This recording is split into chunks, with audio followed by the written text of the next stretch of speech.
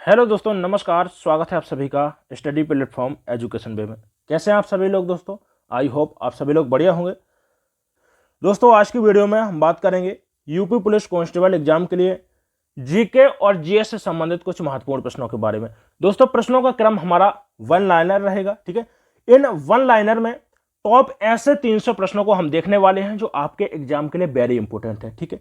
Geography, history, polity और science, चारों topic आपके एग्जाम में भर भर के पूछे जाते हैं, ठीक है।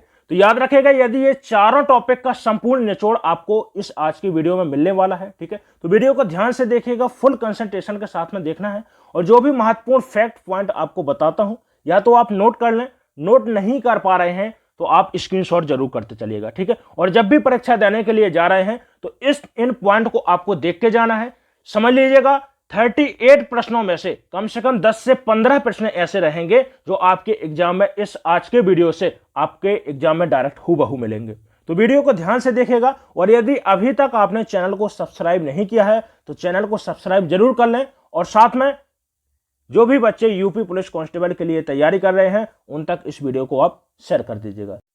चलिए दोस्तों, बढ़ते हैं अपने टॉपिक की ओर। और इसी क्रम में हमारे सामने टॉप 300 प्रश्नों की श्रृंखला में पहला प्रश्न आपके सामने है। चलिए देखिए, कह रहा है कि स्वतंत्र भारत के प्रथम विदेश मंत्री कौन थे? याद रखना है कौन थे भैया? जवाहरलाल नेहरू थे। यहां पर आपको दो चीजें समझनी है सुपर फास्ट तरीके से, इसके बाद में हम आगे बढ़ चलेंगे, ठीक है। लेकिन आपको थोड़ा सा इस प्रश्न में हमारा यहां पर समय लगने वाला है, तो आपको यहां पर समझना है। देखिए, एक तो बात करते हैं कि भैया अंतरिम सरकार की बात करते हैं, ठीक है, अंतरिम सरकार। और दूसरा जो आपको याद रखना है, 1947 के बाद में जो स्वतंत्रता के बाद में जो सरकार बनी है उसके बाद में यहां से प्रश्न पूछा जाता है। देखिए, अंतरिम सरकार का पूछा जाता है कि अंतरिम सरकार का गठन कब किया गया था। वेरी इंपॉर्टेंट प्रश्न है, ठीक है। तो कब भैया अंतरिम सरकार का गठन किया गया था यह भी आपको याद रखना है। 1946 की जो सरकार बनी थी उसको अंतरिम सरकार बोलते हैं। और इसके अध्यक्ष के रूप में जो उस समय पर वायसराय रहे हैं वो अध्यक्ष बने थे, ठीक है। और उपाध्यक्ष किसको बनाया गया था? जवाहरलाल नेहरू को बनाया गया था। तो इसको आपको समझना है कि जवाहरलाल नेहरू अंतरिम सरकार में भी विदेश मंत्री थे, ठीक है, और उपाध्यक्ष थे। और जो स्वतंत्रता के बाद में जो सरकार बनी थी उसमें क्या थे भैया? उसके बाद भी क्या है? विदेश मंत्री रहे हैं। ये भी आपको पॉइंट समझना है, ठीक है। इसके अलावा देखिए, अंतरिम सरकार से बहुत इंपॉर्टेंट यहां पर प्रश्न बनता है। थोड़ा सा आप धैर्य के साथ में आपको समझना है यहां पर, और फिर इसके बाद में फटाफट प्रश्नों को करेंगे 30 से 40 मिनट में।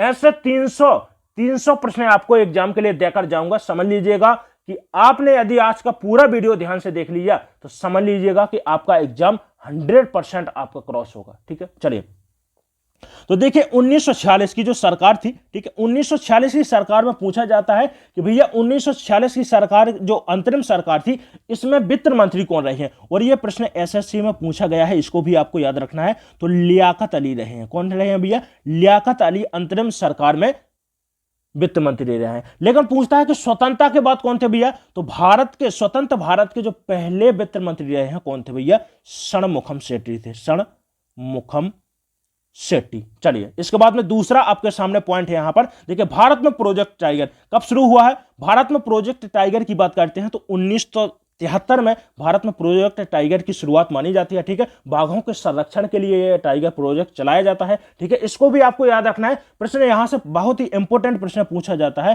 प्रश्न बनता है भैया कि टाइगर रिजर्व, ठीक है, सबसे पहला टाइगर रिजर्व कौन सा है? ठीक है, याद रखना है कौन सा है? जिम कॉर्बेट राष्ट्रीय उद्यान, ठीक है। जिम कॉर्बेट राष्ट्रीय उद्यान, जिम कॉर्बेट राष्ट्रीय उद्यान भारत का प्रथम राष्ट्रीय उद्यान भी है। और जिम कॉर्बेट राष्ट्रीय उद्यान भारत का प्रथम टाइगर रिजर्व भी है, ठीक है। प्रश्न बनता है कि प्रोजेक्ट टाइगर की शुरुआत किस राष्ट्रीय उद्यान से की गई थी? तो यह भी आपको याद रखना है, किस टाइगर रिजर्व से शुरुआत की गई थी, किस राष्ट्रीय उद्यान से शुरुआत की गई थी? जिम कॉर्बेट राष्ट्रीय उद्यान से की गई थी, जो कहां पर है?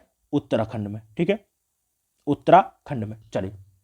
चलिए तीसरे प्रश्न की ओर रुख करते हैं। और तीसरा प्रश्न है, देखिए बहुत इंपॉर्टेंट प्रश्न है, कई बार परीक्षाओं में पूछा जा चुका है कि भोपाल गैस दुर्घटना किसके कारण हुई थी? किस गैस के रिसाव के कारण हुई थी? तो मिथाइल आइसोसाइनेट, ठीक है, जिसको हम क्या बोलते हैं? शॉर्ट में इसका नाम लिखा आता है भैया MIC के नाम से भी इसको जाना जाता है। अब प्रश्न बनता है कि जो भोपाल गैस दुर्घटना है ये भैया कब घटित हुई थी? तो इसको भी आपको याद रखना है, कब यह घटना हुई थी? तो 1984 में हुई थी, यह भी आपको याद रखना है। यदि डेट पूछता है तो 2 से 3 दिसंबर की रात थी भैया, ठीक है, 2 से 3 दिसंबर की रात थी। और कारखाना कौन सा था? कारखाना पूछता है तो देखिए जो भोपाल है, भोपाल में एक कारखाना था यूनाइटेड कार्बाइड इंडिया लिमिटेड के नाम से कारखाना था, जो क्या बनाता था, जो कीटनाशक दवाओं को बनाया करता था, ठीक है। और जो कीटनाशक संयंत्र से इसी से क्या हुआ था भैया, मिथाइल आइसोसाइनेट गैस का रिसाव हुआ था, जिसके कारण से बहुत सारे लोगों को क्या है, मौत के घाट उतारा गया था, ठीक है। देखिए बहुत सारे लोगों की मृत्यु हो गई थी इस गैस के कारण, तो इसको भी आपको याद रखना है, ठीक है। घटना कब हुई थी, 1984 में 2 से 3 दिसंबर की रात थी। गैस कौन सी थी भैया, मिसाइल आइसोसाइनेट।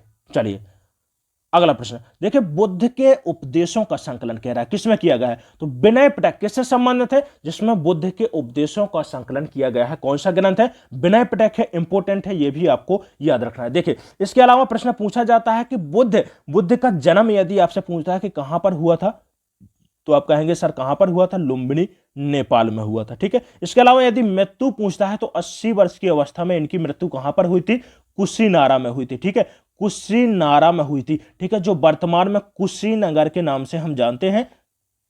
किसके नाम से जानते हैं, कुशीनगर के नाम से जानते हैं। कहां पर है, उत्तर प्रदेश का एक जिला है, यह भी आपको याद रखना है, ठीक है। यदि प्रश्न बनता है याद रखेगा, उत्तर प्रदेश स्पेशल से प्रश्न है, ठीक है। तो उत्तर प्रदेश सामान्य ज्ञान से आपके एग्जाम में किस प्रकार के प्रश्न यहां से बन सकते हैं, इस टॉपिक से, महात्मा बुद्ध से संबंधित। देखिए प्रश्न पूछा जा सकता है कि महात्मा बुद्ध ने अपना पहला उपदेश कहां पर दिया, सारनाथ वाराणसी, ठीक है। सारनाथ में महात्मा बुद्ध ने अपना पहला उपदेश दिया था। पूछता है भैया, प्रश्न पूछा जाता है कि सबसे ज्यादा उपदेश कहां पर दिए थे, तो श्रावस्ती जिला में, ठीक है, उत्तर प्रदेश का श्रावस्ती जिला में महात्मा बुद्ध के द्वारा सबसे ज्यादा उपदेश दिए गए थे। यह भी आपको पॉइंट नोट कर लेना है। चलिए देखिए बंगाल का शोक, तो बंगाल का शोक आपको याद रखना है, ठीक है। इसके बाद दूसरा जो पॉइंट याद रखना है, पूछा जाता है कि बिहार का शोक किस नदी को बोला जाता है, ठीक है, बिहार का शोक।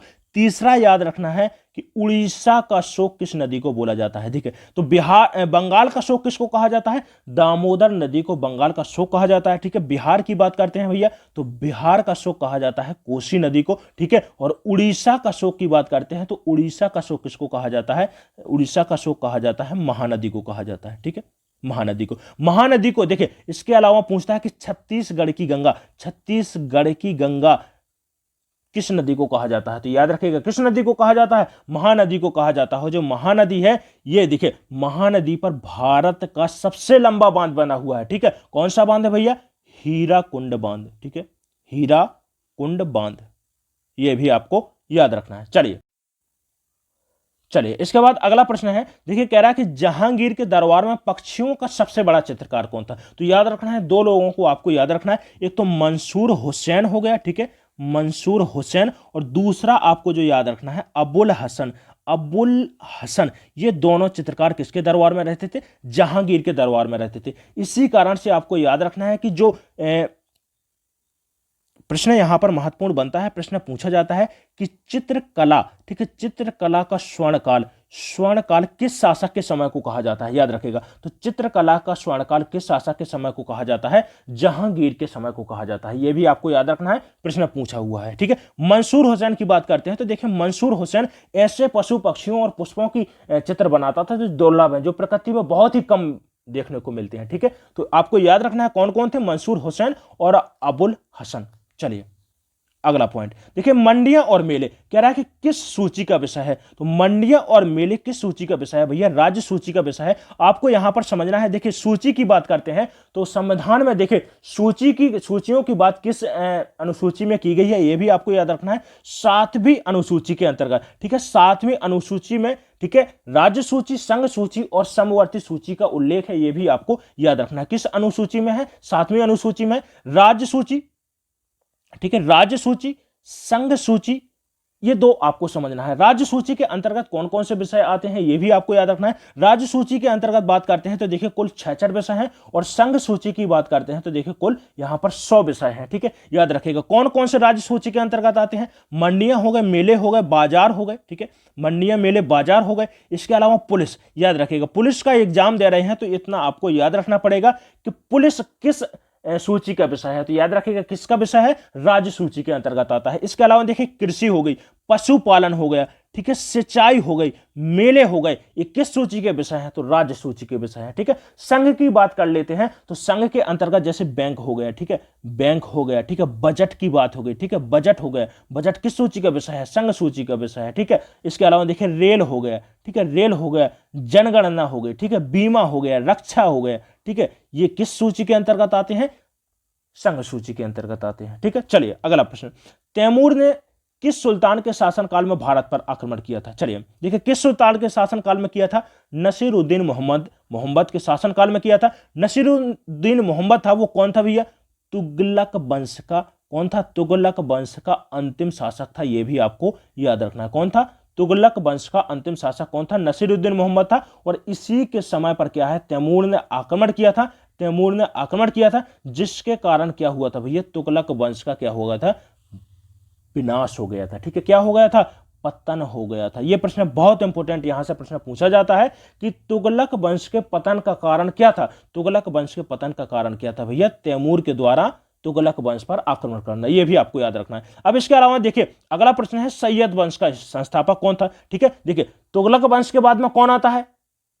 सैयद वंश आता है। ठीक है, दिल्ली पर किस वंश की नींव रखी गई? तुगलक वंश के बाद में प्रश्न पूछा जाता है, किस वंश की नींव रखी गई? सैयद वंश की नींव रखी गई। ठीक है, तो तैमूर का भैया सेनापति कौन हुआ? खिज्र खां हुआ। और जैसे ही तुगलक वंश का पतन हुआ, इसके बाद में जो उदय होता है किसका होता है भैया? सैयद वंश की नींव रखी जाती है, ठीक है, खिज्र खां के द्वारा दिल्ली पर। ठीक है, चलिए, संयुक्त राष्ट्र मानव अधिकार आयोग का मुख्यालय कहां पर है भैया? जेनेवा, स्विट्जरलैंड में है। ठीक है, स्विट्जरलैंड में है, ये भी आपको याद रखना है। ठीक है, अब देखिए यहां पर आपको दो यहां पर महत्वपूर्ण पॉइंट आपको बताता हूं, यहां पर आपको नोट कर लेना है। पहला जो आपको पॉइंट याद रखना है, पूछा जाता है कि राष्ट्रीय मानव अधिकार आयोग का मुख्यालय कहां पर है? तो राष्ट्रीय मानव अधिकार आयोग का मुख्यालय कहां पर है? नई दिल्ली में है। ठीक है, कहां पर है? नई दिल्ली में है।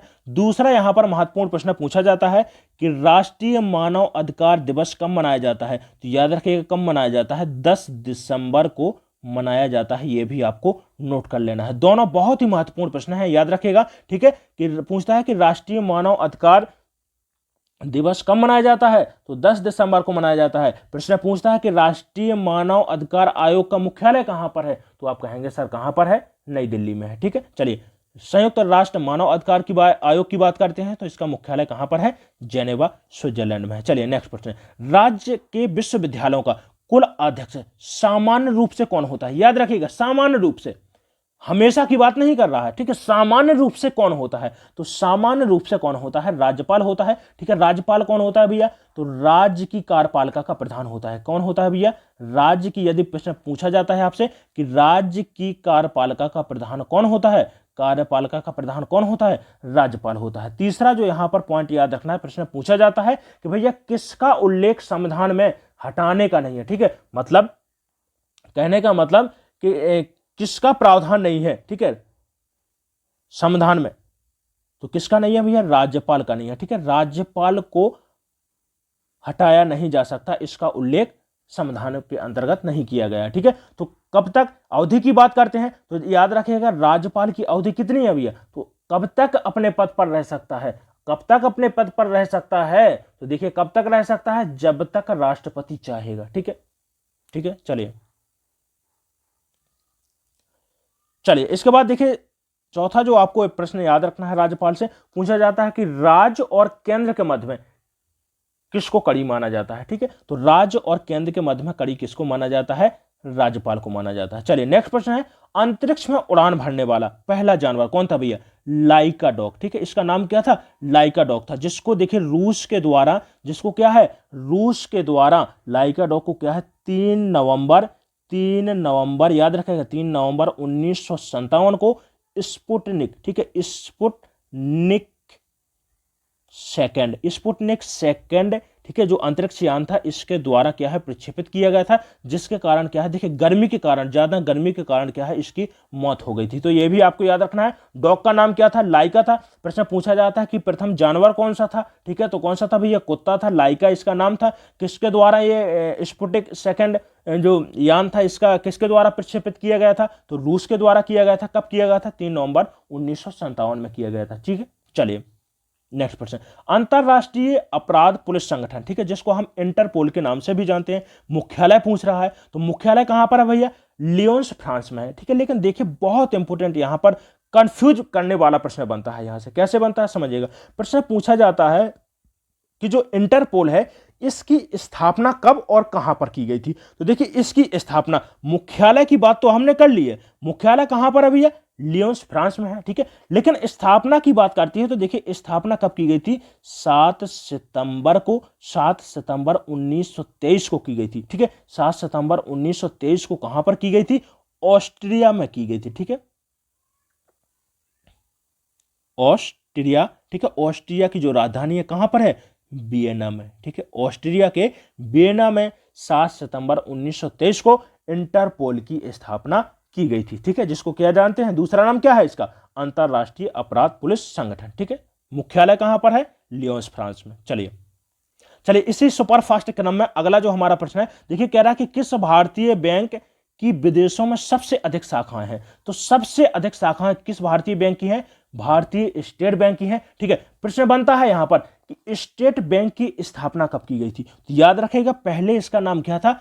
इंपीरियल बैंक के नाम से जानते थे, इंपीरियल, ठीक है, इंपीरियल नाम से जानते थे, इंपीरियल बैंक के नाम से इसको जानते थे। और फिर इसी को क्या है भैया, इसी को क्या है, 1 जुलाई 1955 में क्या है, स्टेट बैंक का दर्जा दिया गया था, ठीक है। ये भी आपको याद रखना है। देखिए इसके अलावा जो आपको यहां पर सेकंड यहां पर पॉइंट याद रखना है, बहुत इंपॉर्टेंट। देखिए एक पूछा गया प्रश्न बताता हूं, ठीक है, एग्जाम्स में बना है ये प्रश्न पूछा गया था कि दुनिया में किस देश में सबसे अधिक बैंक की शाखाएं हैं, ठीक है। किस देश में, पूरे विश्व में ऐसा कौन सा देश है जिसमें सबसे अधिक बैंक की शाखाएं हैं? तो ठीक है, कौन सा भैया देश है? वो भारत है, जिसमें सबसे ज्यादा बैंक की शाखाएं हैं। दूसरा स्थान आता है चीन का, ये भी आपको याद रखना है। प्रथम स्थान किसका आता है? भारत का आता है। चलिए अगला प्रश्न है, कह रहा है कि किस व्यक्ति ने भारत और पाकिस्तान दोनों के उच्च नागरिक पुरस्कार प्राप्त किए हैं? किसने किए हैं भैया? भारत के चौथे, ठीक है, चौथे नंबर के प्रधानमंत्री कौन रहे हैं? मोरारजी देसाई, ठीक है। मोरारजी देसाई ने क्या है भैया, इनको क्या है, भारत का और पाकिस्तान का दोनों जगह के पुरस्कार से इनको सम्मानित किया गया है, ठीक है। पाकिस्तान की पुरस्कार देखिए कौन सा है, सर्वोच्च पुरस्कार की बात करते हैं तो सर्वोच्च पुरस्कार है पाकिस्तान का निशान ए पाकिस्तान, जो कब दिया गया था मोरारजी देसाई को? 1990 में, ठीक है। और भारत के सर्वोच्च पुरस्कार की बात करते हैं तो भारत का सर्वोच्च पुरस्कार क्या है भैया? भारत रत्न है, ठीक है। क्या है? भारत रत्न, जो कब दिया गया था? 1991। देखिए क्रम से याद रखेगा, पाकिस्तान का क्या है? निशान ए पाकिस्तान, ठीक है, जो मोरारजी देसाई को कब दिया गया था? 1990 में दिया गया था, ठीक है। और भारत रत्न कब दिया गया था? 1991 में दिया गया था, ठीक है। चलिए यदि देखिए प्रधानमंत्री की बात की है तो यह भी आपको याद रखना है कि प्रधानमंत्री, ठीक है, सबसे पहले प्रधानमंत्री कौन रहे? ठीक है, तो सबसे पहले प्रधानमंत्री तो मैंने बताया ना आपको, सबसे पहले प्रधानमंत्री जवाहरलाल नेहरू रहे हैं, प्रथम विदेश मंत्री भी रहे हैं, ये भी आपको याद रखना है, ठीक है। चलिए अगला प्रश्न है, कह रहा है कि कौन सा नगर 2 राज्यों की संयुक्त राजधानी है? ठीक है, तो भैया कौन सा है? चंडीगढ़ है। देखिए किस किस राज्य की है? एक तो पंजाब हो गया, ठीक है, पंजाब और हरियाणा, ठीक है, पंजाब और हरियाणा दोनों की राजधानी कहां पर है? चंडीगढ़ की है। और देखिए याद रखना, चंडीगढ़ स्वयं क्या है? केंद्र शासित प्रदेश भी है, ठीक है। क्या है? केंद्र शासित प्रदेश भी है, ये भी आपको याद रखना है। चलिए अगला प्रश्न है, कह रहा है कि भारत सरकार को राजस्व की सबसे अधिक राशि किसके जरिए प्राप्त होती है? किसके जरिए प्राप्त होती है? उत्पाद शुल्क के जरिए प्राप्त होती है। किसके जरिए? उत्पाद शुल्क के जरिए, ठीक है, प्राप्त होती है, याद रखेगा। चलिए उत्पाद शुल्क क्या होता है? अरे भैया 1 रुपए की यदि माचिस भी खरीदते हैं तो उस पर भी हमें क्या है, गवर्नमेंट को टैक्स देना पड़ता है। तो सबसे अधिक जो राजस्व प्राप्त होता है, ठीक है, राजस्व क्या होता है भैया? जो सरकार की कमाई हो रही है, जो सरकार के पास में जो हमारा कर का पैसा जा रहा है, ठीक है, जो हम टैक्स दे रहे हैं, चाहे वो इनडायरेक्ट टैक्स दे रहे हो या डायरेक्ट दे रहे हो, ठीक है, चाहे प्रत्यक्ष दे रहे हो या अप्रत्यक्ष, ठीक है, इसी को क्या बोलते हैं? राजस्व बोलते हैं, ठीक है। तो सबसे ज्यादा किससे प्राप्त होता है? उत्पाद शुल्क। चाहे देखिए कोई 1 रुपए का गुटखा खरीदता है, ठीक है, चाहे देखिए 1 रुपए की माचिस खरीदते हैं, चाहे आप, ठीक है, कोई सी भी चीज खरीदते हैं, कपड़े खरीदते हैं, जिस पर टैक्स लगता है गवर्नमेंट को, ठीक है, पहुंचता है ना, तो वही क्या होता है? राजस्व होता है, ठीक है। चलिए कह रहा है कि किसको संसद द्वारा महाभियोग के जरिए अपने पद से हटाया जा सकता है? किसको हटाया जा सकता है? भारत के राष्ट्रपति को। लेकिन इसके लिए एक प्रावधान है। इसके लिए क्या प्रावधान है कि देखिए, जब भी राष्ट्रपति को हटाना होता है उसके 14 दिन पहले राष्ट्रपति को इसकी सूचना देना आवश्यक है। यह भी आपको याद रखना होगा, ठीक है। संसद के द्वारा महाभियोग लाया जा सकता है, लेकिन देखिए प्रश्न पूछा जाता है कि महाभियोग का राष्ट्रपति के से संबंधित महाभियोग के बारे में किस अनुच्छेद में वर्णन है। तो याद रखिएगा, आर्टिकल 61 कहता है कि राष्ट्रपति को अपने पद से हटाने के लिए महाभियोग लगाना पड़ेगा, ठीक है, संसद के द्वारा। तो कौन सा आर्टिकल है? आर्टिकल 61 है। यदि पूछता है कि देखिए दोबारा निर्वाचन, राष्ट्रपति के दोबारा निर्वाचन का उल्लेख किस अनुच्छेद के अंतर्गत है, तो याद रखेगा आर्टिकल याद रखना है आपको 57 में, आर्टिकल 57 में, ठीक है, दोबारा निर्वाचन का उल्लेख है। ये भी आपको पॉइंट याद रखना है। चलिए अगला प्रश्न है, कह रहा है कि लोकसभा के अध्यक्ष को कौन हटाता है। तो लोकसभा के अध्यक्ष को, चलिए समझिएगा, यहां पर देखिए एक मैं आर्टिकल बताता हूं। आर्टिकल याद रखेगा, बहुत इंपॉर्टेंट है, मुख्य बताऊंगा आपको, ऐसे कोई से भी आर्टिकल नहीं बताऊंगा, ठीक है। जो आपके एग्जाम के लिए महत्वपूर्ण है, आपको इतना करना है कि ये आर्टिकल जो बता रहा हूं आपको नोट कर लीजिएगा, ठीक है। चलिए देखिए आर्टिकल 94 क्या कहता है भैया। आर्टिकल 94 कहता है, 94 के अनुसार क्या है कि लोकसभा का चाहे अध्यक्ष हो या उपाध्यक्ष हो, दोनों को हटाने के लिए क्या है कि लोकसभा में जो भी उपस्थित सदस्य होते हैं उनको क्या है बहुमत से प्रस्ताव पारित होना चाहिए, ठीक है। तभी क्या है लोकसभा के, ठीक है, क्या है लोकसभा के अध्यक्ष को अपने पद से हटाया जा सकता है। और इनके लिए भी क्या है 14 दिन पहले सूचना देना इनको भी आवश्यक है। ये भी आपको याद रखना है, ठीक है। इसके अलावा देखिए प्रश्न पूछा जाता है, चलिए देखिए प्रश्न क्या पूछा जाता है कि प्रथम लोकसभा के अध्यक्ष कौन रहे हैं, ठीक है। लोकसभा के पहले, ठीक है, लोकसभा के पहले अध्यक्ष कौन रहे हैं भैया। तो जीबी मावलंकर है, ठीक है। कौन है? जीबी मावलंकर है। ये भी आपको याद रखना है, ठीक है। यदि पूछता है कि प्रथम महिला अध्यक्ष कौन है लोकसभा की, महिला अध्यक्ष, ठीक है, तो लोकसभा की पहली महिला अध्यक्ष कौन है? मीरा कुमार है। ये भी आपको याद रखना है, ठीक है। चलिए नेक्स्ट पॉइंट देखिए, लॉर्ड रिपन, ठीक है। स्थानीय स्वशासन के लिए किसको जाना जाता है? लॉर्ड रिपन को जाना जाता है। ये भी आपको पॉइंट याद रखना है, ठीक है। स्थानीय प्रश्न बनता है, पूछा जाता है कि स्थानीय स्वशासन के, भारत में स्थानीय स्वशासन के जनक किसको कहा जाता है? लॉर्ड रिपन को कहा जाता है। यह भी याद रखेगा। इनके द्वारा स्थानीय स्वशासन का प्रस्ताव कब दिया गया था? 1888 में दिया गया था। यह भी आपको पॉइंट नोट कर लेना है, ठीक है। प्रश्न पूछा जाता है कि इल्बर्ट विल किसके द्वारा लाया गया? इल्बर्ट विल किसके द्वारा लाया गया? बहुत इंपॉर्टेंट है, ठीक है। तो इल्बर्ट विल किसके द्वारा लाया गया? लॉर्ड रिपन के द्वारा 1883 में लाया गया था। यह भी आपको याद रखना है। लैटेराइट मिट्टी की बात करते हैं तो देखिए भैया, लैटेराइट मिट्टी उन स्थानों पर मिलती है जहां पर 200 सेंटीमीटर से अधिक वर्षा होती है, वहां पर आपको लैटेराइट मिट्टी देखने को मिलेगी, ठीक है। यह क्या है कि बहुत ही कम उपजाऊ मिट्टी होती है, यह भी आपको याद रखना है। लेकिन देखिए लैटेराइट मिट्टी मैंने कहा कहां पर मिलती है कि 200 सेंटीमीटर से अधिक जहां पर वर्षा होती है। तो देखिए ऐसा स्थान कहां पर है? जैसे केरल हो गया, पश्चिमी तट पूरा हो गया, ठीक है, केरल जहां पर आता है, ठीक है। इसके अलावा देखिए मेघालय हो गया, असम हो गया, जहां पर 200 सेंटीमीटर से अधिक वर्षा वाला जो क्षेत्र है वहां पर आपको देखने को मिलेगी लैटेराइट मिट्टी, ठीक है। प्रश्न बनता है भैया कि अम्लीय मिट्टी किसको कहते हैं? अम्लीय मिट्टी किसको कहते हैं? तो अम्लीय मिट्टी किसको कहते हैं भैया? लैटेराइट मिट्टी को कहते हैं। और इसके रंग की बात करते हैं तो कैसा होता है? लाल रंग होता है, ठीक है। इसके अलावा देखिए आपको एक इंपॉर्टेंट पॉइंट आपको नोट कर लेना है, ठीक है। प्रश्न पूछा जाता है कि लीचिंग की क्रिया, ठीक है, लीचिंग या जिसको हिंदी में क्या बोलते हैं? अपसलन, ठीक, क्या बोलते हैं? अपसलन की क्रिया किस मिट्टी में देखने को मिलती है? तो किस में देखने को मिलती है? लैटेराइट मिट्टी में देखने को मिलती है, ठीक है। चलिए अगला प्रश्न, राज्यसभा के 1/3 जगहों को भरने के लिए चुनाव कब किए जाते हैं? तो देखिए कब किए जाते हैं? प्रति 2 वर्ष में एक बार, याद रखिएगा। और इसी कारण से भैया क्या बोलते हैं? राज्यसभा को क्या बोला जाता है? अस्थायी सदन बोलते हैं। क्या बोलते हैं? सॉरी, क्या बोलते हैं? स्थायी सदन बोलते हैं, ठीक है। कभी ना भंग होने वाला सदन, ठीक है, स्थायी सदन बोलते हैं। अस्थायी सदन किसको बोलते हैं? अस्थायी सदन लोकसभा को बोल सकते हैं, ठीक है।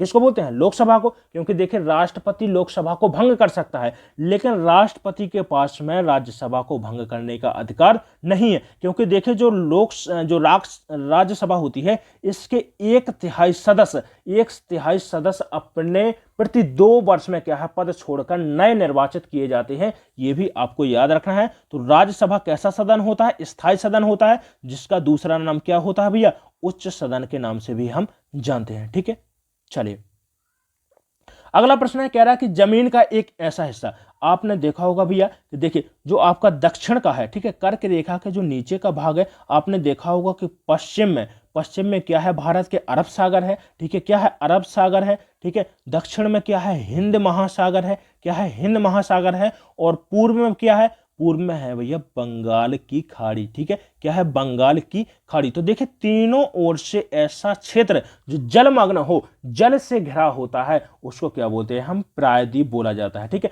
प्रायद्वीप याद रखिएगा। प्रायद्वीपों का प्रायद्वीप, एक बात बहुत ही महत्वपूर्ण प्रश्न पूछा जाता है कि प्रायद्वीपों का प्रायद्वीप किसको कहा जाता है? किस महाद्वीप को कहा जाता है? याद रखिएगा यूरोप महाद्वीप को कहा जाता है। यूरोप महाद्वीपों को कहा जाता है। यूरोप महाद्वीप को क्या बोला जाता है? प्रायद्वीपों का प्रायद्वीप कहा जाता है। यह भी आपको पॉइंट नोट कर लेना है, बहुत इंपॉर्टेंट है। ठीक है, चलिए इसके बाद नेक्स्ट प्रश्न की ओर बढ़ते हैं। चलिए अगला प्रश्न है, कह रहा है कि सुल्तानपुर अभ्यारण्य कहां पर है भैया? हरियाणा में है, याद रखिएगा। ठीक है, उत्तर प्रदेश का एग्जाम है तो ये भी उत्तर प्रदेश स्पेशल जीके से भी बात कर लेते हैं। प्रश्न पूछा जाता है कि उत्तर प्रदेश का प्रथम, बोल सकते हैं कि भैया पहला वन्य जीव अभ्यारण्य कौन सा है? पहला वन्य जीव अभ्यारण्य कौन सा है? तो आप कहेंगे सर कौन सा है? चंद्रप्रभा। ठीक है, चंद्रप्रभा वन्य जीव अभ्यारण्य, जो कहां पर है? चंदौली। कहां पर है? चंदौली, उत्तर प्रदेश में है। यह भी आपको पॉइंट नोट कर लेना है। चलिए अगला प्रश्न बढ़ते हैं, अगले प्रश्न की ओर बढ़ते हैं। देखिए कह रहा कि संसार की सबसे बड़ी झील, जिसको क्या जानते हैं? संसार की सबसे बड़ी झील कौन सी है? वारुण हृद है, या फिर जिसको क्या बोलते हैं? कैस्पियन सागर। भैया ये इतनी बड़ी है कि एक पूरा समुद्र ही है अपने आप में। ठीक है, एक सागर ही है, लेकिन इसको क्या बोलते हैं? एक झील के रूप में हम जानते हैं। ठीक है, कैसी झील है भैया? खारे पानी की झील है। ये भी आपको याद रखना है। ठीक है, खारे पानी की झील है। प्रश्न पूछा जाता है कि विश्व की सबसे बड़ी झील कौन सी है? कैस्पियन सागर है। यदि आपसे पूछता है कि खारे पानी की झील विश्व की सबसे बड़ी कौन सी है, तो वो भी कौन सी है? कैस्पियन सागर है। यदि पूछता है कि विश्व की सबसे बड़ी मीठे पानी की झील कौन सी है, तो विश्व की सबसे बड़ी मीठे पानी की झील कौन सी है? सुपीरियर झील है। कौन सी है? सुपीरियर झील है। ये आपको पॉइंट नोट कर लेना है। चलिए अगला प्रश्न कह रहा है द प्रिंस पुस्तक के लेखक कौन है? मैकियावेली है। प्रश्न यदि आपसे पूछता है कि भारत का मैकियावेली किसको कहा जाता है? मैकियावेली किसको कहा जाता है? तो याद रखना है किसको कहा जाता है? चाणक्य को कहा जाता है। चाणक्य कौन थे भैया? चाणक्य थे चंद्रगुप्त मौर्य के प्रधानमंत्री थे। ठीक है, जिसको याद रखना है आपको। ठीक है, चलिए नेक्स्ट प्रश्न है, फोर्थ स्टेट किसको बोलते हैं भैया? देखिए चौथा स्तंभ, तो देखिए मीडिया को किसको कहा जाता है? मीडिया, समाचार पत्र, प्रेस को क्या कहा जाता है? चौथा स्तंभ कहा जाता है, जिसको इंग्लिश में क्या बोलते हैं? फोर्थ स्टेट के नाम से जानते हैं, चौथा स्तंभ। ठीक है, देखिए अब देखिए यहां पर बहुत इंपॉर्टेंट प्रश्न पूछा जाता है। प्रश्न बनता है, पूछा जाता है कि प्रेस की स्वतंत्रता का अधिकार का वर्णन किस अनुच्छेद के अंतर्गत किया गया है? तो ये भी आपको याद रखना है, अनुच्छेद 19 फर्स्ट के अंतर्गत प्रेस की स्वतंत्रता का अधिकार है। आपने देखा होगा ना कि मीडिया को ये अधिकार है, उसको संविधान की ओर से ये अधिकार मिला हुआ है कि वो किसी से भी किसी विषय पर बात कर सकता है। ठीक है, बोल सकता है ना, आपसे धड़ाधड़ प्रश्न पूछता है। ये अधिकार किसके द्वारा दिया गया है? संविधान के द्वारा, अनुच्छेद 90, ठीक है, 19 फर्स्ट में दिया गया है। ठीक है, ये भी आपको याद रखना है। चलिए रिजर्व बैंक की स्थापना, तो रिजर्व बैंक की स्थापना कब की गई? 1 जनवरी 1935 को की गई थी। यह भी आपको याद रखना है। जो रिजर्व बैंक है भारत का सबसे बड़ा बैंक होता है, यह भी आपको याद रखना है। चलिए अगला प्रश्न है, कह रहा कि भारत में जन्मे किस वैज्ञानिक को तारा भौतिकी में नोबेल पुरस्कार से सम्मानित किया गया है? देखिए तो प्रश्न यहां पर बहुत इंपॉर्टेंट पूछा जाता है कि भारत के प्रथम वैज्ञानिक का नाम बताइए जिनको नोबेल पुरस्कार दिया गया है। ठीक है, नोबेल पुरस्कार पाने वाले भारत के प्रथम वैज्ञानिक कौन है? भैया? सीवी रमन है। और इनको किस लिए नोबेल पुरस्कार दिया गया था? तो ये भी आपको याद रखना है, रमण प्रभाव की खोज के लिए, रमण प्रभाव की खोज के लिए नोबेल पुरस्कार दिया गया था। याद रखना है कब दिया गया था, यह भी प्रश्न पूछा जा सकता है। तो कब दिया गया था? 28 फरवरी 1930 को दिया गया था। ठीक है, इसी कारण से भैया यहाँ पर ये आपको पॉइंट याद कर लेना है। प्रश्न पूछा जाता है कि 28 फरवरी को कौन सा दिवस मनाया जाता है, तो याद रखिएगा राष्ट्रीय विज्ञान दिवस मनाया जा सकता है। और ये राष्ट्रीय विज्ञान दिवस भैया कई बार पूछा जा चुका है। ठीक है, वेरी इंपोर्टेंट। ठीक है, वेरी इंपोर्टेंट, इसको भी आपको नोट कर लेना। प्रश्न पूछा जाता है कि राष्ट्रीय विज्ञान दिवस कब मनाया जाता है, तो राष्ट्रीय विज्ञान दिवस कब मनाया जाता है? 28 फरवरी को। ठीक है, चलिए अगला प्रश्न है, समान वायुमंडलीय दाब वाले क्षेत्रों को मिलाने वाली, ठीक है, मानचित्र में जोड़ने वाली रेखा को क्या बोलते हैं? समदाब रेखा बोलते हैं। ठीक है, किसको? समान वायुमंडलीय दाब को मिलाने वाली, इसको भी आपको याद करना है। ठीक है, इसके अलावा जो आपको याद रखना है, प्रश्न आपसे यदि पूछा जाता है, प्रश्न जो आपसे पूछा जाता है कि समान लवणता वाले क्षेत्रों को मिलाने वाली रेखा को क्या बोलते हैं, तो क्या बोलते हैं? आइसोहेलाइन बोलते हैं। क्या बोलते हैं? आइसोहेलाइन बोलते हैं। ये भी आपको नोट कर लेना है। ठीक है, चलिए आइसोहेलाइन या फिर समलवण रेखा के नाम से भी जानते हैं। चलिए नेक्स्ट प्रश्न देखिए, संसद के दोनों सदनों की संयुक्त बैठक, तो याद रखिएगा संसद के दोनों सदनों की संयुक्त बैठक की अध्यक्षता कौन करता है? तो अध्यक्षता तो करता है भैया लोकसभा अध्यक्ष, लेकिन संयुक्त बैठकों की बुलाने का अधिकार किसके पास में है? किसके पास में है भैया? राष्ट्रपति के पास में है। यह भी आपको याद रखना है। प्रश्न पूछा जाता है कि संसद के दोनों सदनों की संयुक्त बैठक कौन बुलाता है, तो संयुक्त बैठक बुलाता है कौन? राष्ट्रपति बुलाता है। और ये किस अनुच्छेद के अंतर्गत दर्ज है? तो देखिए अनुच्छेद 108 कहता है कि राष्ट्रपति, ठीक है, राष्ट्रपति संसद के दोनों सदनों की संयुक्त बैठक बुला सकता है, लेकिन इसकी अध्यक्षता यदि आपसे पूछता है तो कौन करता है? लोकसभा अध्यक्ष के द्वारा की जाती है। चलिए देखिए, एक अपराध को दोष सिद्ध व्यक्ति के क्षमा करने का अधिकार किसके पास में है? तो यहां पर दो बहुत ही महत्वपूर्ण आपको पॉइंट आपको नोट करना है। कौन कौन से पॉइंट है समझिएगा। देखिए एक तो है आर्टिकल, याद रखिएगा, नोट कर लीजिएगा, इंपॉर्टेंट। ठीक है, एक तो आपको याद रखना है आर्टिकल 72 और दूसरा याद रखना है आर्टिकल 161। देखिए आर्टिकल 72 क्या कहता है? राष्ट्रपति को अधिकार देता है कि किसी व्यक्ति को या तो क्षमा कर सकता है या फिर उसकी सजा की अवधि को क्या कर सकता है? कम कर सकता है। ठीक है, और राज्य में, ठीक है, तो राज्य में भैया राज्यपाल को अनुच्छेद 161 अधिकार देता है कि वो किसी व्यक्ति को क्या कर सकता है? क्षमादान कर सकता है। ठीक है, ये भी आपको पॉइंट याद रखना है। ठीक है, तो 161 किसको अधिकार देता है? राज्यपाल को। और आर्टिकल 72 किसको अधिकार देता है? दोष सिद्धि के लिए, ठीक है, दोष सिद्ध व्यक्ति के क्षमा करने के लिए किसको देता है? राष्ट्रपति को। तो चलिए दोस्तों बढ़ते हैं इसी सुपरफास्ट रिवीजन के क्रम में अगले प्रश्न की ओर। और प्रश्न है आपके सामने, कह रहा है कि दल बदल विरोध कानून, बहुत इंपॉर्टेंट प्रश्न है। चलिए एक लाइक जरूर कर दीजिएगा, और यदि आपको सभी चीजें देखिए समझ में आ रही हैं तो इस वीडियो को ज्यादा से ज्यादा शेयर कर दीजिएगा। चलिए देखिए, प्रश्न कह रहा है कि दल बदल विरोध कानून के अंतर्गत भारतीय संसद के सदस्य और या अन्य विधानमंडल के किसी सदस्य की सदस्यता समाप्त हो जाती है यदि वह क्या करता है? अपने दल की सदस्यता छोड़ देता है। देखिए क्या है समझिएगा, आखिर दल बदल विरोधी कानून होता क्या है समझिएगा इसको। देखिए दल बदल विरोधी कानून क्या है? देखिए यदि कोई सांसद या फिर विधायक क्या करता है, यदि एक पार्टी को छोड़कर दूसरी पार्टी में जाता है तो इसको दंडित करने के लिए एक कानून बनाया गया है जिसको हम क्या बोलते हैं? दल बदल विरोधी कानून बोलते हैं। यदि आपसे पूछता है कि इसका उल्लेख देखिए संविधान की किस अनुसूची के अंतर्गत किया गया है, तो याद रखिएगा 10वीं अनुसूची के अंतर्गत, ठीक है, 52वां संविधान का 52वें संविधान संशोधन के दौरान 10वीं अनुसूची में दल बदल विरोधी कानून जोड़ा गया था। यह भी आपको याद रखना। मान लीजिए कि कोई सदस्य है, ठीक है, कोई सदस्य है संसद का, मान लीजिए बीजेपी का है, और बीजेपी को छोड़कर के क्या करता है? कांग्रेस में चला जाता है, तो इसको दंडित करने के लिए क्या है? एक कानून बनाएगा जिसको हम क्या बोलते हैं? दल बदल विरोधी कानून के नाम से जानते हैं। चलिए अगला प्रश्न है, कह रहा है कि कौन सा विटामिन आंखों के लिए अच्छा है? कौन सा भी? विटामिन ए है। यदि आपसे, ठीक है, आंखों के लिए अच्छा है, कौन सा है? विटामिन ए है। ठीक है। विटामिन ए पूछता है कि भैया विटामिन ए का स्टोर शरीर के किस अंग में होता है, याद रखेगा। तो शरीर के किस अंग में होता है विटामिन ए का स्टोर, याद रखेगा किस में होता है, शरीर की सबसे बड़ी ग्रंथि जिसको हम क्या बोलते हैं, लिवर, यकृत के नाम से जानते हैं। ये भी आपको पॉइंट याद रखना है। चलिए, इंसुलिन कौन बनाता है, इंसुलिन तो कौन बनाता है, लैंगरहैंस के द्वीप। लेकिन देखिए यहां से बहुत इंपॉर्टेंट प्रश्न पूछा जाता है कि भैया लैंगरहैंस के द्वीप कहां पर पाए जाते हैं, ठीक है।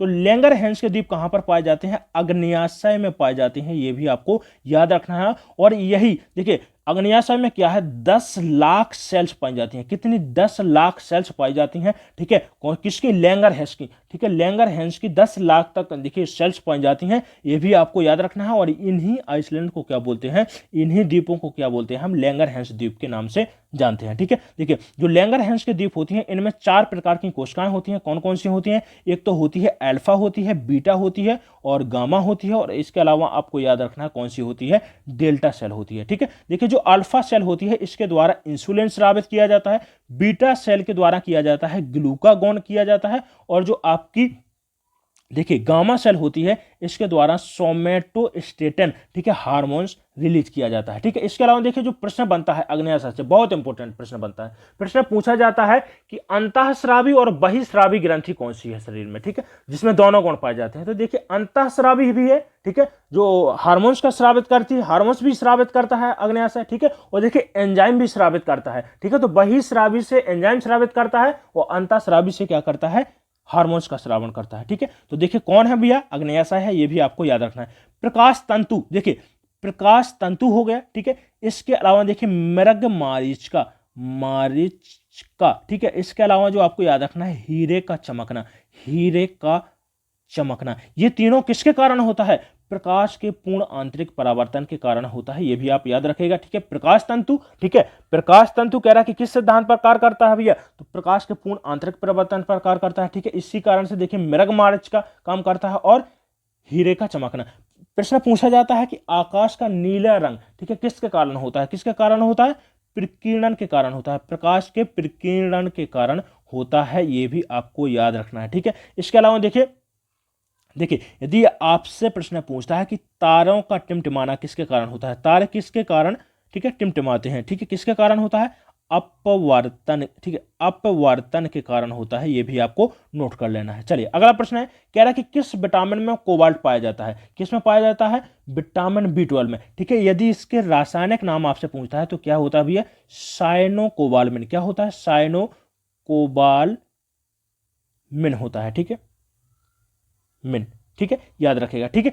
पूछता है, प्रश्न पूछा जाता है कि रक्त का थक्का जमाने के लिए कौन सा, ठीक है, कौन सा विटामिन कारगर होता है, कौन सा होता है भैया, विटामिन के होता है, ये भी आपको याद रखना है, जिसके कारण रक्त का थक्का जम जाता है। चलिए अगला प्रश्न है, एम्पियर सेकंड, एम्पियर सेकंड को ही क्या बोलते हैं, कूलाम बोलते हैं, क्या बोलते हैं, कूलाम बोलते हैं, ठीक है। तो आवेश का जो आवेश की मात्रा का जो मात्रक होता है क्या होता है, कूलाम होता है, ठीक है। इसके अलावा जो आपको याद रखना है, पूछता है कि प्रतिरोध का मात्रक क्या होता है, प्रतिरोध का मात्रक क्या होता है, ठीक है। यदि आपसे पूछता है कि प्रतिरोध का मात्रक क्या होता है, ओम होता है, ठीक है। विद्युत धारा का मात्रक पूछता है तो क्या होता है, एम्पियर होता है, ये भी आपको याद रखना है। तीसरा जो आपको यहां से याद रखना है पॉइंट, तीसरा पॉइंट है, प्रश्न पूछा जाता है कि विद्युत विभव का मात्रक क्या होता है, तो विद्युत विभव का मात्रक होता है वोल्ट होता है, ठीक है। चलिए अगला प्रश्न है, कह रहा है कि देखिए शैवालों का अध्ययन क्या कहलाता है, तो शैवालों के अध्ययन को क्या बोलते हैं, फाइकोलॉजी के नाम से जानते हैं। चलिए अगला प्रश्न है, दोलन करते हुए लोलक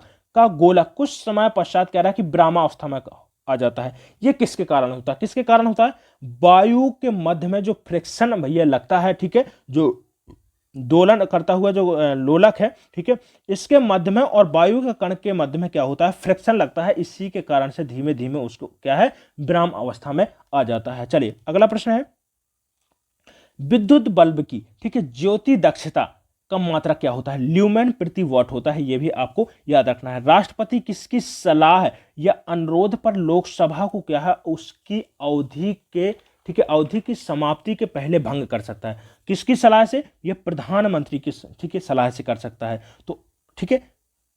चलिए अगला प्रश्न, शरीर में एनीमिया किसके कारण से होता है भैया, आयरन की कमी से कारण होता है, ठीक है। हीमोग्लोबिन की कमी किसके कारण होती है?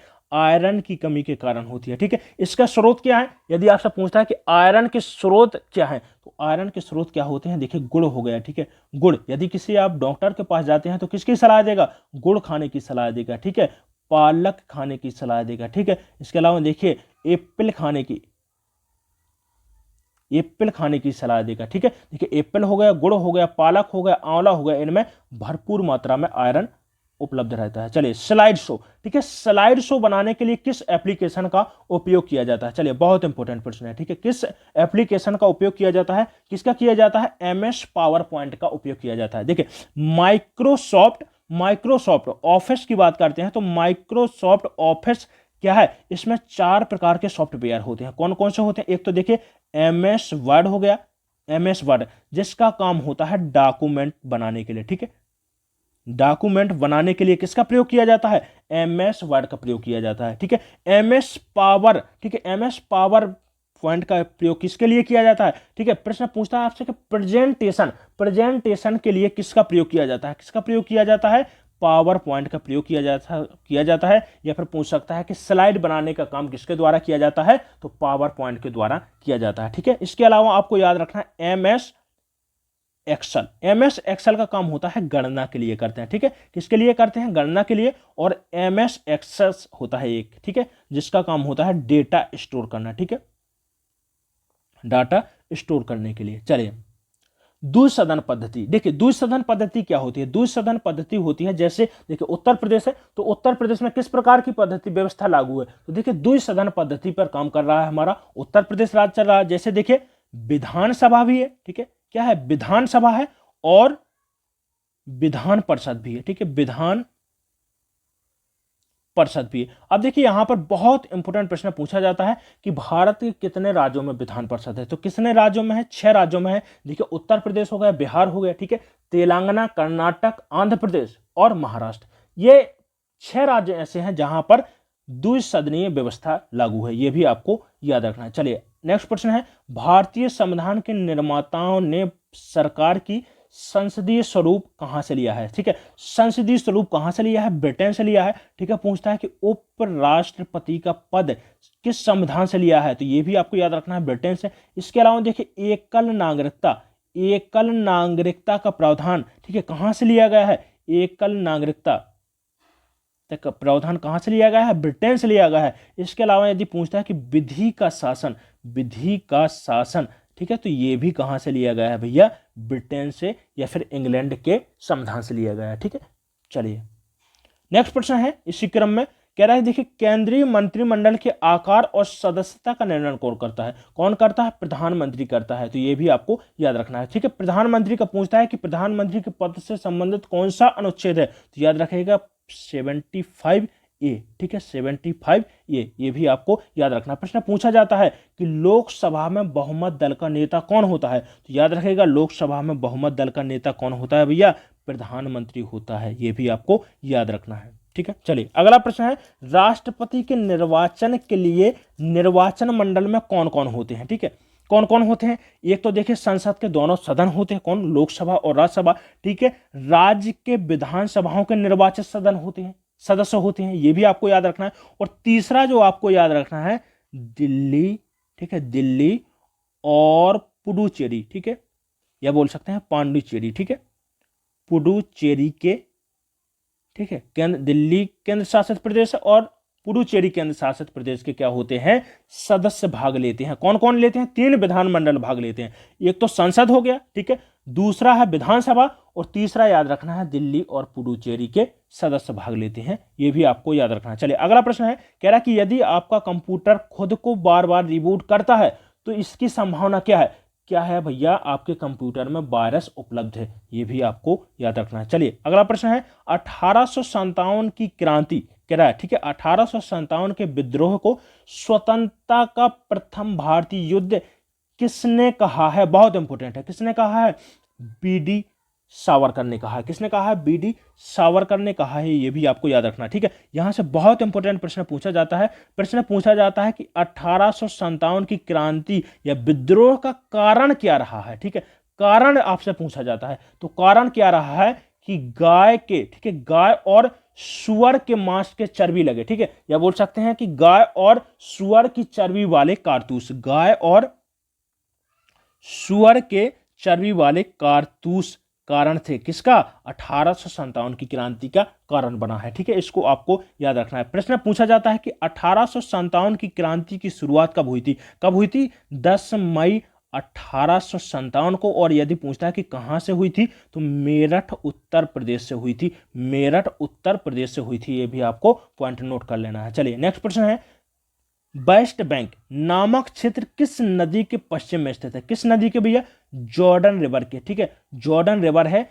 इसके, ठीक है, इसी के पश्चिम में, ठीक है, क्या है भैया, वेस्ट बैंक है, ये भी आपको याद रखना। ग्रामीण विकास संस्थान कहां पर स्थित है, कहां पर है, हैदराबाद तेलंगाना में है, ये भी आपको याद रखना है। चलिए अगला प्रश्न है, कह रहा है इंटरनल स्टोरेज, ठीक है, तो इंटरनल स्टोरेज तो याद रखना है आपको, जो कंप्यूटर है इसमें दो प्रकार की मेमोरी होती है, एक तो होती है प्राइमरी और दूसरी होती है सेकेंडरी मेमोरी होती है, ठीक है, कौन सी होती है, सेकेंडरी मेमोरी होती है। तो प्राइमरी मेमोरी कौन कौन सी होती है, एक तो होती है रैम, ठीक है, रैम होती है, और दूसरा जो आपको याद रखना है रोम होती है। देखिए प्राइमरी मेमोरी में जो रैम होती है इसको बोला जाता है टेम्परेरी मेमोरी बोलते हैं, या फिर बोल सकते हैं अस्थाई मेमोरी बोलते हैं, अस्थाई मेमोरी। ये प्रश्न बहुत इंपॉर्टेंट है, इसको याद रखिएगा, ये प्रश्न पूछा जा चुका है एग्जाम्स में, ठीक है, पूछा गया था कि देखिए कि जो रैम है वो कैसी मेमोरी है, तो कैसी मेमोरी है, टेम्परेरी, या बोल सकते हैं कि अस्थायी मेमोरी है। जो रोम होती है ये 3 प्रकार की होती है, और ये भी आपको याद रखना है, जो रैम होती है कैसी होती है, स्थायी मेमोरी होती है,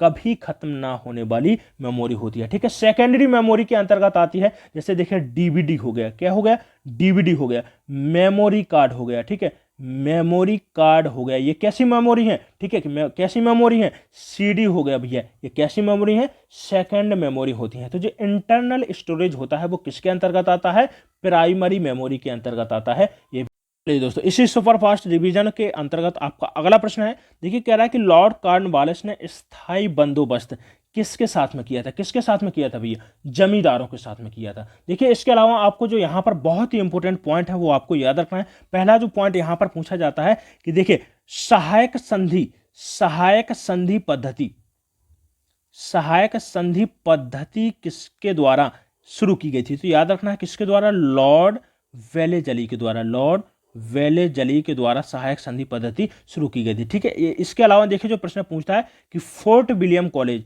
फोर्ट विलियम कॉलेज की स्थापना किसके द्वारा की गई थी, तो किसके द्वारा की गई थी, दोनों कार देखिए सहायक संधि पद्धति और फोर्ट विलियम कॉलेज की स्थापना किसके द्वारा, लॉर्ड वेलेजली के द्वारा की गई थी। बहुत इंपॉर्टेंट पॉइंट है, दोनों को याद रखिएगा। चलिए अगला प्रश्न है, कह रहा है कि क्रांतिकारियों की गुप्त संस्था, ठीक है, कैसी संस्था थी, गुप्त संस्था अभिनव भारत को किसने संगठित किया था, किसने संगठित किया था, याद रखिएगा। तो देखिए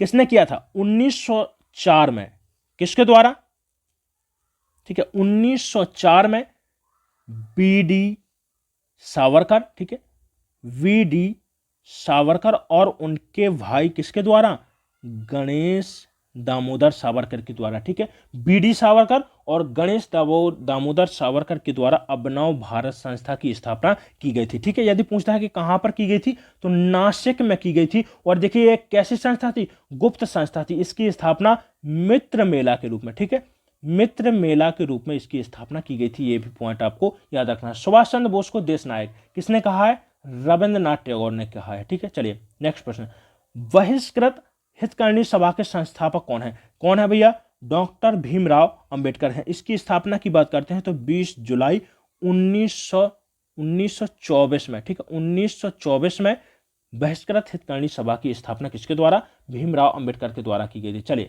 चलिए दोस्तों इसी क्रम में अगला प्रश्न है, कह रहा है कि किस घटना से क्षुब्ध होकर रविंद्रनाथ टैगोर ने नाइटहुड की उपाधि ब्रिटिश सरकार को लौटा दी थी। बहुत इंपॉर्टेंट प्रश्न है, वेरी इंपॉर्टेंट, ठीक है, वेरी इंपॉर्टेंट, स्क्रीनशॉट कर लीजिएगा। किस घटना, कौन सी घटना थी जिसमें रविंद्रनाथ टैगोर ने नाइटहुड की उपाधि लौटा दी थी, ठीक है, कौन सी घटना थी भैया, जलियांवाला बाग हत्याकांड। प्रश्न यहां से बहुत इंपॉर्टेंट पूछा जाता है कि जलियांवाला बाग हत्याकांड कब हुआ था, तो याद रखिएगा 13 कब हुआ था, 13 अप्रैल 1919 को हुआ था, यह भी आपको याद रखना है, ठीक है। कहां पर हुआ था, अमृतसर में। कहां पर हुआ था? पंजाब के अमृतसर में हुआ था। दिन पूछता है तो कौन सा दिन था? बैसाखी का दिन था। ठीक है, कौन सा था? बैसाखी का दिन था, याद रखिएगा। ठीक है, इसमें क्या है, रविंद्रनाथ टैगोर ने क्या है, नाइटहुड की उपाधि लौटा दी थी, ये भी आपको याद रखना है। ठीक है, चलिए अगला प्रश्न, भारतीय संविधान के किस भाग में राज्य के नीति निर्देशक, ठीक है, राज्य के नीति निर्देशक सिद्धांत दिए गए हैं? किस भाग में दिए गए हैं? भाग 4 में। ठीक है, भाग 4 में नीति निर्देशक सिद्धांतों का वर्णन है। ठीक है, और अनुच्छेद पूछता है तो किस अनुच्छेद के? अनुच्छेद 36 से 51 तक है। ठीक है, इसके अलावा देखिए, यदि आपसे पूछता है कि मौलिक कर्तव्यों का उल्लेख किसमें किया गया है, तो भाग 4A में, भाग 4A में। और यदि देखिए अनुच्छेद पूछता है तो अनुच्छेद 51A के अंतर्गत किया गया है, यह भी आपको याद रखना है। ठीक है, देखिए कुल कितने मौलिक कर्तव्य हैं? ठीक है, कुल कितने मौलिक कर्तव्य हैं? तो देखिए वर्तमान में मौलिक कर्तव्यों की संख्या कितनी है? 11 है। मूल संविधान में कितनी थी? 10 थी। तो यह भी आपको याद रखना है। मौलिक कर्तव्य यदि पूछता है कि किस देश के संविधान से मौलिक कर्तव्य लिए गए थे, तो यह भी आपको याद रखना है, रूस के संविधान से। ठीक है, चलिए नेक्स्ट प्रश्न है कि भारतीय नागरिकों को कितने मौलिक अधिकार प्राप्त हैं? तो कितने हैं? 7 हैं, सॉरी 6 हैं। ठीक है, पहले कितने थे? 7 थे। ठीक है, यदि आपसे पूछता है कि मौलिक कर्तव्य का उल्लेख संविधान के किस भाग में किया गया है, तो भाग 3 में मिलता है। ठीक है, अनुच्छेद पूछता है तो अनुच्छेद 12 से लेकर 35 तक किसका उल्लेख मिलता है? मौलिक अधिकारों का उल्लेख मिलता है। चलिए नेक्स्ट प्रश्न है, कलकत्ता, बंबई, मद्रास के उच्च न्यायालयों की स्थापना कब हुई थी? तो देखिए एक अधिनियम आया था जिसको हम क्या बोलते हैं, देखिए भारतीय उच्च न्यायालय अधिनियम। ठीक है, भारतीय उच्च न्यायालय अधिनियम कब आया? 1861 में आया। और इसी के तहत, ठीक है, कलकत्ता, बंबई और मद्रास में, ठीक है, 1862 में, ठीक है, उच्च न्यायालयों की स्थापना की गई थी। तो प्रश्न यहां से पूछा जाता है कि सबसे पहला उच्च न्यायालय कौन सा था? भैया सबसे पहला उच्च न्यायालय कहां पर स्थापित किया गया था? कलकत्ता में किया गया था। यह भी आपको नोट कर लेना है। ठीक है, इसके अलावा देखिए उत्तर प्रदेश की बात करते हैं तो देखिए 1866 में, ठीक है, 1866 में इलाहाबाद उच्च न्यायालय की स्थापना हुई थी। यह भी आपको याद रखना है। ठीक है, चलिए अगला प्रश्न है, कह रहा है किसी राज्य के विधान परिषद को किस प्रकार समाप्त अथवा स्थापित किया जा सकता है? तो किस प्रकार से किया जा सकता है? उस राज्य के विधानसभा के द्वारा, ठीक है, प्रस्ताव पारित करने के पश्चात किसके द्वारा? संसद के द्वारा। यह भी आपको नोट कर लेना है। देखिए किसी राज्य में विधान परिषद की स्थापना या समाप्ति कैसे की जा सकती है? किसके द्वारा की जा सकती है? तो संसद के द्वारा की जा सकती है। और इसका उल्लेख किसमें किया गया है? अनुच्छेद 169 में किया गया है। ठीक है, चलिए विधानसभा की सिफारिश के द्वारा ही की जा सकती है, इसको भी आपको याद रखना है। ठीक है, स्थापना किसके द्वारा की जा सकती है? संसद के द्वारा। किसकी सिफारिश पर? विधानसभा की सिफारिश पर। ठीक है, चलिए सह्याद्री रेंज, पश्चिमी घाट को क्या बोलते हैं? सह्याद्री रेंज के नाम से भी हम जानते हैं। देखिए यहां पर बहुत इंपॉर्टेंट प्रश्न पूछा जाता है कि 16 घास के स्थल कहां पर पाए जाते हैं? तो कहां पर मिलते हैं भैया? पश्चिमी घाट पर 16 घास के स्थल पाए जाते हैं। ठीक है, अमरावती, भवानी, हेमावती, कबिनी किस नदी की सहायक नदियां हैं? ठीक है, किसकी हैं? कावेरी नदी। कावेरी नदी को, ठीक है, क्या बोला जाता है?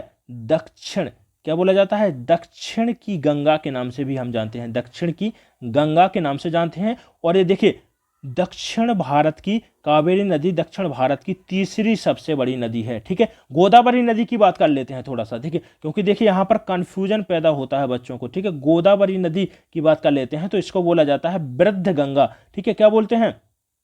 वृद्ध गंगा, या फिर दूसरा नाम क्या है इसका? दक्षिण गंगा। ठीक है, दक्षिण गंगा। यदि पूछता है कि दक्षिण की गंगा, तो दक्षिण की गंगा कावेरी को बोलते हैं। यदि की लग जाता है बीच में तो कावेरी हो गई, और यदि दक्षिण गंगा पूछता है तो गोदावरी हो गई। ठीक है, चलिए अगला प्रश्न है, नींबू में कौन सा एसिड मिलता है भैया? साइट्रिक एसिड पाया जाता है। ठीक है, अगला प्रश्न है, देखिए इसके अलावा जैसे दूध दही की बात करते हैं तो दूध में कौन सा अम्ल मिलता है? लैक्टिक अम्ल मिलता है। ठीक है, ये भी आपको याद रखना है। जल में कह रहा है कि पानी का बुलबुला किसकी भांति व्यवहार करता है? अवतल लेंस की भांति व्यवहार करता है। पीतल और कांसा, पीतल, कांसा, इस्पात, ठीक है, ये कैसी धातुएं हैं? मिश्र धातुएं। मिश्र धातुएं होती हैं कि एक से अधिक धातुओं से मिलकर बनी होती हैं। जैसे देखिए पीतल है जस्ता, ठीक है, जिंक और तांबा। ठीक है, जिंक और तांबा से मिलकर क्या बना हुआ है? पीतल बनता है। इसी प्रकार से देखिए कांसा, कांसा किससे मिलकर बनता है? तांबा और टिन से मिलकर बना होता है। ठीक है, इस्पात किससे मिलता है? लोहा हो गया और कार्बन से मिलकर बना होता है। ठीक है, इसको भी आपको याद रखना है। चलिए, कह रहा है भारत में कच्छ वनस्पति स्थान सुंदरबन कहाँ स्थित है? कहाँ पर स्थित है भैया? पश्चिम बंगाल में स्थित है। और जो पश्चिम बंगाल का, ठीक है, जो सुंदरबन का डेल्टा है भैया, विश्व का सबसे बड़ा डेल्टा है। प्रश्न पूछा जाता है कि सुंदरबन का डेल्टा किन नदियों के द्वारा बनाया गया है? तो याद रखिएगा, गंगा और ब्रह्मपुत्र नदियों के द्वारा जो डेल्टा का निर्माण किया जाता है उसको क्या बोलते हैं? सुंदरबन का डेल्टा बोलते हैं। अगला प्रश्न है, ज्ञानपीठ पुरस्कार से सम्मानित प्रथम महिला कौन है? तो आशा देवी। ठीक है, कौन है? आशा पूर्णा देवी हैं, जिनको 1976 में, ठीक है, ज्ञानपीठ पुरस्कार मिला था। प्रश्न पूछा जाता है कि सबसे पहला ज्ञानपीठ पुरस्कार, ठीक है, किसको दिया गया था? तो याद रखिएगा, जी शंकर कुरूप को, ठीक है, पहला ज्ञानपीठ पुरस्कार दिया गया था। ठीक है, यह भी आपको याद रखना है। विश्व स्वास्थ्य संगठन का मुख्यालय कहां पर है? जेनेवा, स्विट्जरलैंड में। पूछता है भैया कि विश्व मौसम विज्ञान संगठन का मुख्यालय कहां पर है? यह भी कहां पर है? जेनेवा, स्विट्जरलैंड में है। ठीक है, चलिए अगला प्रश्न कह रहा है कि किस नदी को दक्षिण गंगा, देखिए मैं बता चुका हूं अभी, किस नदी को? गोदावरी नदी को बोलते हैं। ठीक है, भारत का प्रधानमंत्री हो सकने के लिए न्यूनतम आयु, तो देखिए आपको कौन कौन सी यहां पर याद रखिएगा, आज ये आपका कंफ्यूजन में दूर कर देता हूं। ठीक है, चलिए आपको नोट कर लेना है, जैसे मैं यहां पर बताता हूं वैसे का वैसे ही नोट कर लीजिए। ठीक है, राष्ट्रपति, ठीक है, इसके अलावा राज्यपाल, सभी को आप कभी भी आयु नहीं भूलेंगे। ठीक है, और उपराष्ट्रपति, ठीक है, इनकी आयु कितनी होनी चाहिए? न्यूनतम 35 वर्ष। ठीक है, प्रधानमंत्री, ठीक है, प्रधानमंत्री हो गई, विधायक हो गए, ठीक है, और लोकसभा के सदस्य हो गए। ठीक है, इनकी आयु कितनी होनी चाहिए? 25 वर्ष होनी चाहिए। ठीक है, लोकसभा का सदस्य बनने के लिए, प्रधानमंत्री बनने के लिए और विधायक बनने के लिए उम्र कितनी होनी चाहिए? न्यूनतम 25 वर्ष होनी चाहिए। ठीक है, इसके अलावा देखिए विधान परिषद और राज्यसभा का सदस्य बनने के लिए कितनी होनी चाहिए? 30 वर्ष अवस्था होनी चाहिए। 30, ठीक है, शुरू से लेते हैं, देखिए 25, 30 और 35। ठीक है, तीनों को नोट कर लीजिएगा। चलिए अगला प्रश्न है, देखिए कह रहा है कि एक भारतीय कमांडर चीफ कौन थे? ठीक है, प्रथम कह रहा है, ठीक है, सॉरी, प्रथम भारतीय कमांडर चीफ कौन थे? जनरल KM करियप्पा थे। ठीक है, भारत का सबसे पुराना ट्रेड यूनियन संगठन कौन सा है? तो सबसे पुराना है AITUC। ठीक है, चलिए अगला प्रश्न है, भारत के प्रथम उपग्रह आर्यभट्ट का विमोचन कहां से किया गया था? रूस के कॉस्मोड्रोम से। कब किया गया था? 19 अप्रैल 1975 को। चलिए नेक्स्ट प्रश्न, central institute for cotton research कहां पर है? नागपुर, महाराष्ट्र में। ठीक है, सबसे ज्यादा यदि पूछता है कि कपास का उत्पादन कहां पर होता है, तो सबसे ज्यादा कपास का उत्पादन कौन सा राज्य करता है? महाराष्ट्र करता है। ठीक है, महाराष्ट्र करता है, यह भी आपको पॉइंट याद रखना है। चलिए अगला प्रश्न है, ब्रेस्ट स्ट्रोक किस खेल से संबंधित है? तैराकी से संबंधित एक शब्द है, इसको भी आपको याद रखना है। कौटिल्य, चाणक्य, ठीक है, किसको कहा जाता है भैया? कौटिल्य को ही चाणक्य कहा जाता है। कह रहा है कि अर्थशास्त्र किस विषय से संबंधित एक उत्कृष्ट ग्रंथ है? किससे भैया? एक राजनीतिक विषय है। ठीक है, चलिए जम्मू कश्मीर कब भारत के अभिन्न अंग बने? तो देखिए जम्मू कश्मीर, दूसरा याद रखना है आपको हैदराबाद, ठीक है, और तीसरा आपको याद रखना है जूनागढ़ रियासत। देखिए प्रश्न पूछा जाता है कि जम्मू कश्मीर, ठीक है, तो देखिए जम्मू कश्मीर कब बना? 26 अक्टूबर 1947 में। कैसे बना समझिएगा, कैसे बना? विलय के द्वारा। ठीक है, विलय के द्वारा भारत में विलय किया गया था। महाराजा जो जयसिंह थे, ठीक है, जम्मू कश्मीर के, उनके द्वारा विलय पत्र पर हस्ताक्षर किए गए थे और भारत में क्या है, इसको सम्मिलित कर लिया गया था। ठीक है, हैदराबाद को पुलिस कार्यवाही के द्वारा, ठीक है, पुलिस कार्यवाही के द्वारा, ठीक है, भारत में मिलाया गया था। जूनागढ़ की बात करते हैं तो जूनागढ़ को जनमत संग्रह के द्वारा, ये डायरेक्ट प्रश्न बनते हैं आपके एग्जाम में, बहुत इंपॉर्टेंट है। ठीक है, चलिए दिल्ली के तख्त वाली पहली और एकमात्र मुस्लिम महिला शासक कौन थी? बताइएगा। रजिया सुल्तान। कौन थी भैया? इल्तुतमिश की पुत्री थी, ये भी आपको याद रखना है, ठीक है। पानीपत की प्रथम लड़ाई, प्रथम, सेकंड और थर्ड तीनों देख लेते हैं। प्रथम लड़ाई किसके मध्य में? बाबर और इब्राहिम लोदी के मध्य में हुई थी, ठीक है। कब हुई थी? 1526 में, ठीक है, 1526 में। 1556 में हुई थी, ठीक है, दूसरी लड़ाई किसके मध्य में? अकबर और हेमू के मध्य में, ठीक है। विजय कौन हुआ था? अकबर हुआ था, ठीक है। तीसरी हुई थी, देखिए तीसरी किसके मध्य में? अहमद शाह अब्दाली और मराठों के मध्य में, ठीक है, जिसमें मराठे हारे थे भैया, ये भी आपको याद रखना है, ठीक है। तीनों आपको बता दिया है मैंने। चलिए अगला है, कह रहा है कि नटराज की प्रसिद्ध कांस्य प्रतिमा किस कला का सुंदर उदाहरण है? किसका है भैया? चोल काल का, ठीक है। चलिए चोल कला का। चलिए अगला प्रश्न है, कह रहा है कि राजस्व मालगुजारी सुधार शुरू करने में अकबर की सहायता किसने की थी?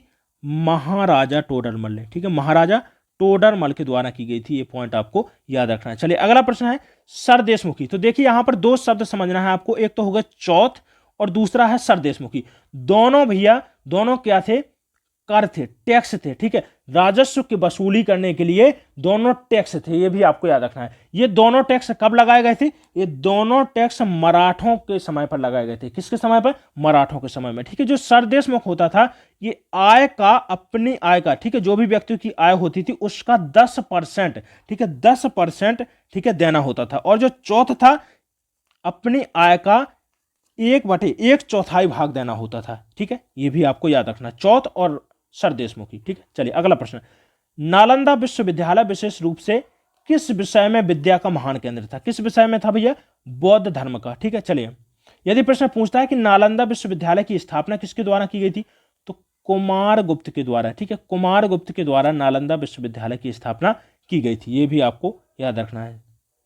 चलिए दोस्तों, सभी दोस्तों देखिए, सभी यहां पर प्रश्न हमारे कंप्लीट हो चुके हैं, और कमेंट करके जरूर बताइएगा कि आज का ये सेशन, ठीक है, कैसा रहा है, ठीक है। बहुत सारे ऐसे प्रश्न रहेंगे बेटा आज के इस प्रैक्टिस सेट से जो आपके एग्जाम के लिए महत्वपूर्ण रहेंगे। यदि आपने ध्यान से देखा है आज का प्रैक्टिस सेट, तो समझ लीजिएगा कि आपको बहुत फायदा ही, बहुत ज्यादा बेनिफिट होने वाला है आज के इस प्रैक्टिस सेट से, ठीक है।